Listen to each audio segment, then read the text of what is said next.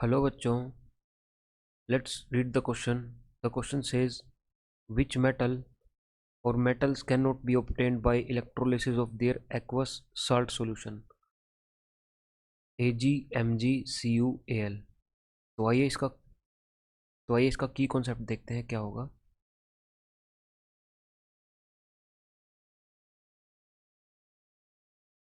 तो हमारा इसमें की कॉन्सेप्ट होगा रिडक्शन पोटेंशियल वैल्यूज।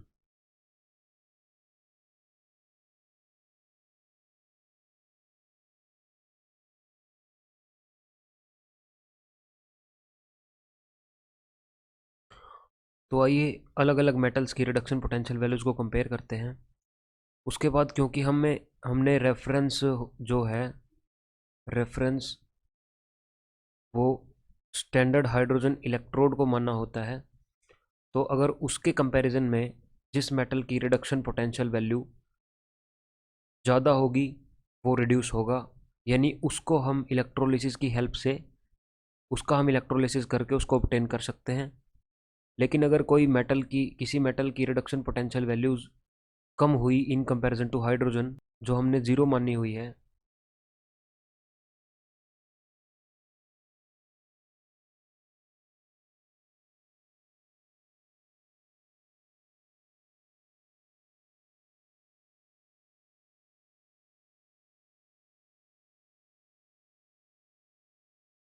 जब H पॉजिटिव एक इलेक्ट्रॉन लेके हाइड्रोजन फ्री रेडिकल में कन्वर्ट होता है और दो हाइड्रोजन फ्री रेडिकल कंबाइन होकर H2 देते हैं, इसका जो ई नोट है वो ज़ीरो है। तो आइए अलग अलग मेटल्स का कंपेयर करते हैं। सिल्वर अगर उसके साल्ट सॉल्यूशन में एक इलेक्ट्रॉन लेता है and it get converted to silver solid, again Mg2 positive अगर उसके एक्वस सॉल्यूशन से एक इलेक्ट्रॉन लेता है और Mg दो इलेक्ट्रॉन लेता है और Mg सॉलिड में कन्वर्ट होता है। उसके बाद कॉपर भी इसी तरह से, copper 2 positive from its aqueous solution gains 2 electron and gets converted to copper solid, and then aluminium 3 plus takes 3 moles of electron and gets converted to 1 mole of aluminium solid। तो इनकी जो different ई note values हैं वो कुछ इस तरह से हैं। For silver it is 0.79, for magnesium it is -2.37,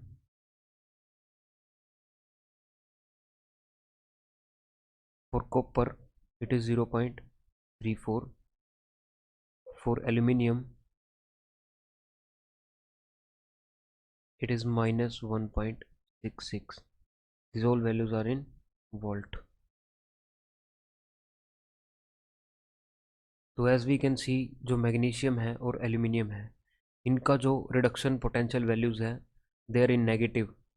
तो हम कॉपर और सिल्वर को इलेक्ट्रोलिसिस की हेल्प से ऑब्टेन कर सकते हैं, बट मैग्नीशियम और एल्यूमिनियम को नहीं कर सकते।